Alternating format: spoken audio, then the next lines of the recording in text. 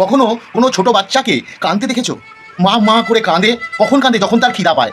সেরকমই তোমার যদি ঈশ্বরকে পাওয়ার ইচ্ছা হয়, তোমাকে অন্তর থেকে তাকে ডাকতে হবে, চোখের জল ফেলে তোমাকে ডাকতে হবে, ছটপট করে ডাকতে হবে। কেমন জানো? কখনো কোনো মানুষকে ভালোবেসেছো, তারপরে তাকে হারিয়েছো।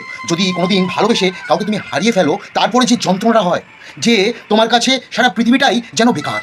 সারা পৃথিবীর যত সম্পর্ক আছে, বাবা মা আত্মীয় স্বজন বন্ধু বান্ধব, কেউ যেন তোমার নয়, কিছু তোমার জন্য নয়, খালি ছটপট করতে ইচ্ছা করে, শুধু তাকে পেতে ইচ্ছা করে, ভালোবাসাকে, তাই না? সেই রকমই ঈশ্বরকে পেতে গেলে, তাকে যদি তুমি পেতে চাও, তাকে তোমাকে এইভাবে উজাড় করে ডাকতে হবে, একদম নিষ্পাপ শিশুর ন্যায় চিৎকার করে, কান্না করে, এবং ভালোবাসার ন্যায় অন্তর থেকে যন্ত্রণায় ছটফট করতে করতে ডাকতে হবে যে ঈশ্বর আমাকে দেখা দাও, আমি তোমায় চাই ঠাকুর, আমি তোমায় প্রাপ্তি করতে চাই। কেন? তুমি আমাকে পৃথিবীতে পাঠিয়েছো, তুমি সর্বশক্তিমান, তাই আমি আজকে তোমার দর্শন চাই। এইভাবে তুমি যদি কাঁদতে পারো, ছটফট করতে পারো, যেমন একটা বাচ্চা কাঁদতে কাঁদতে বেহুশ হয়ে যাওয়ার আগেই কিন্তু মা আসে তাকে দুধ দিতে, তার পেট ভরিয়ে দেয়। যেরকম যদি তুমি কাউকে মন থেকে ভালোবেসে রাখো, তুমি যখন ছটফট করবে, তার জন্য করবে, তখন সবাই তোমার কাছে আসবে তোমাকে বোঝানোর জন্য, হয়তো সেও তোমার কাছে ফিরে আসতে পারে।